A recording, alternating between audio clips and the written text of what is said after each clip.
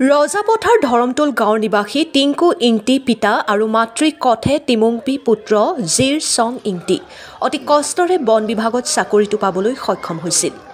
কালি বিয়লি পানীত পৰি অকালতে মৃত্যু হয়। জানিব পৰা মতে তেখেতসকলৰ লগত তিনিজন আছিল। এজনৰ সংকটজনক অৱস্থা বুলি কোৱা হয়। সমূহ ৰাইজে কাৰ্বি আংলং জিলা মুখ্য কাৰ্যবাহী ডক্টৰ তুলিৰাম ৰংহাং দেৱক উচিত ন্যায় পাব লাগে বুলি ৰাইজে অনুৰোধ জনায়। Bureau report news 24 Assam.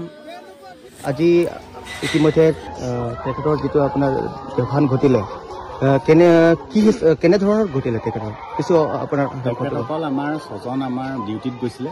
ডিউটিত যাওঁতে তেখেতলোকৰ মানে এখন আমাৰ মৰা ডিফুলো আছে, যিখন নদী হয়, সেই নদীখন পাৰ হৈ যাব লাগে। আৰু কেম্পটোৰ নাম হৈছে হাৰমতিত কৰ্মৰত হৈ আছিলে ল'ৰাজন। চ' তেওঁ আছিলে আমাৰ FGD হয়, নতুনকৈ এপইণ্টমেণ্ট পাইছে, অলমষ্ট 1.5 বছৰমান হৈছিলে। চ' তেখেতসকলে গতানুগতিকভাৱে ডিউটি যায়। চ' ডিউটিৰ পৰা আহোঁতে কি হ'ল, তেওঁলোকে যিহেতু তেখেতে সাঁতুৰিব জানে, সেইটো কাৰণে নাওখনত নাহি সাঁতুৰি আহিছিলে, অলপ গৰম লাগিছিলে বুলি কৈছিলে। আৰু বাকী কি হ'ল, তেওঁ মাজত আহি পিনি তেওঁ কৈছে যে মই আৰু ষ্টেমিনা নাই, মই সাঁতুৰিব পৰা নাই। তেতিয়া দুজন ল'ৰাই তেওঁক উদ্ধাৰ কৰিবলৈ গৈছিলে, কিন্তু ইতিমধ্যে তেওঁ বহুত পানী খাইছিলে। আৰু তাৰপিছত মোক ইনচাৰ্জে হাৰমতি কেম্পৰ যিটো কেম্পত তেওঁ কৰ্মৰত হৈছিলে, তেওঁ মোক খবৰ দিলে। খবৰ দিয়াৰ লগে লগে মই SDRF, পুলিচ আৰু নিজেও গৈ তাত উপস্থিত হ'লোঁ। তাৰপিছত আমি বিচাৰ খোচাৰ কৰিলোঁ, তাত দুবাৰো আনিলোঁ। দুবাৰো অনাৰ পিছত আমি প্ৰায় 45 মিনিটৰ পিছতহে তাক উদ্ধাৰ কৰিবলৈ সক্ষম হ'লোঁ, বহুত আনফৰ্চুনেটলি। তাৰপিছত আমি লগে লগে আমি কুঠৰি PHCলৈ লৈ আহিলোঁ, তাৰপিছত জখলাবন্ধাত লৈ আহিলোঁ। ইতিমধ্যে জখলাবন্ধাত আমাক ডক্টৰে ডেট দিলোঁ, ঘটনা কৰিলে। সেই সময়ত ডিউটিটো কেইজন আছিলে? ডিউটিত আমাৰ 6জন আছিলে। ছজনৰ পৰা তেখেতে অকল মানে আপোনাৰ খৰি লৈ আহিছিলে নাওখনত যেতিয়া খৰি লৈ আহিছিলে, এজন উঠি আহিছিলে আৰু তেওঁলোক সিটো পাৰে আছিলে। নাওখনত খৰি এজনে আনলোড কৰি পিনি আকৌ নিয়াহি কথা আছিলে। ইতিমধ্যে যিহেতু সি সাঁতুৰিব জানেই বা ইভাগেও সি সাঁতুৰি এনেকৈ পাৰ হয় চাগে আগতেও। চ' সেইটো কাৰণে কি হ'ল, সি গৰম উঠিছে বুলি ইফালে পাৰ হৈ আহিলে। ইতিমধ্যে আমি তদন্ত লোৱা মতে, ইতিমধ্যে আমি আপোনাৰ ৰাইজৰ মতামত লোৱা মতে তেখেতে আপোনাৰ পানীত জঁপিয়াই দিছিলে।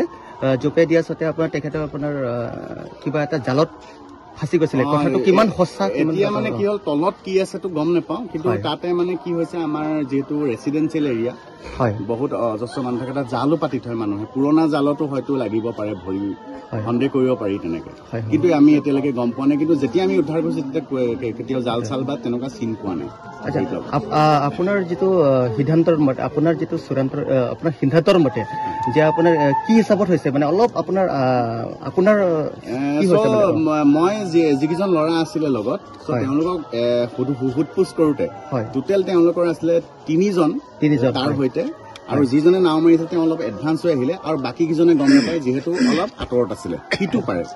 চ' তেওঁলোকৰ মতে সেই বুলিয়ে কৈছিলে, মই যিটো আপোনাক ক'লো যে নাওখন উভতি আহিবলৈ টাইম লাগিব, সেইটো কাৰণে মই এনেকৈ গুচি যাওঁ। তাৰমানে আপোনাৰ ডাইৰেক্ট লাগি আছে কেম্পটো।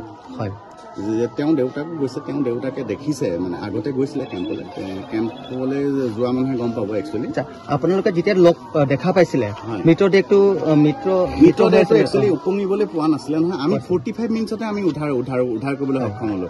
আমি দুবাৰো আনিলোঁ। তাতে মানে আপোনাৰ এজন দুবাৰো আছিলে, হানিফা বুলি, তেওঁক লৈ আহিলোঁ।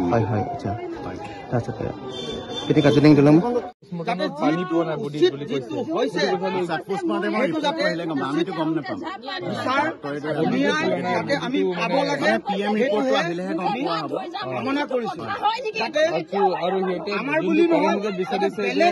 আৰু ভালকে এনকুৱাৰী হ'ব লাগে বুলি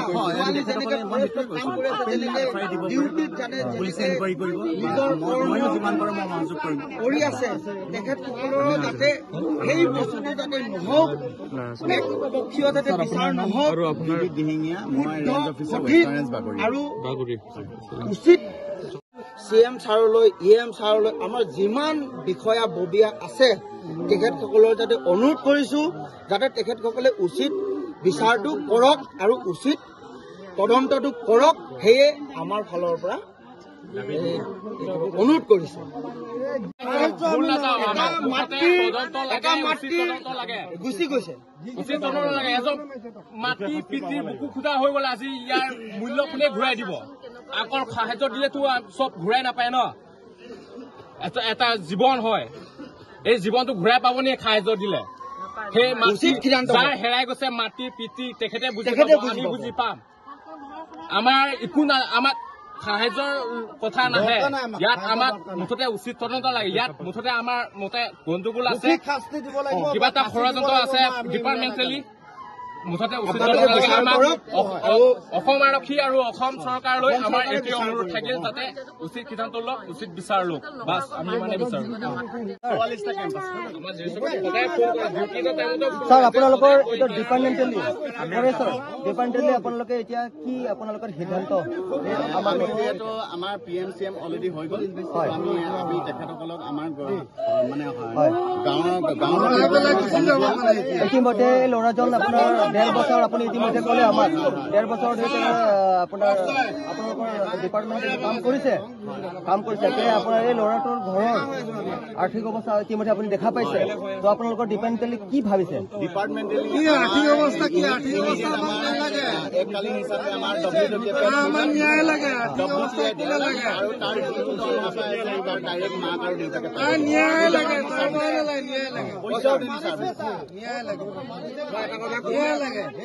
এই কথাটো যে উচিত বিচাৰটো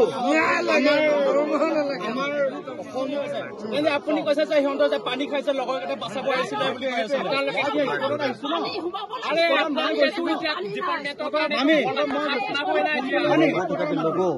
এইখিনি সময়ত আপোনাৰ সময়ত কিমানটা বজাত ফোন আহিছে কওক কিমানটা বজাত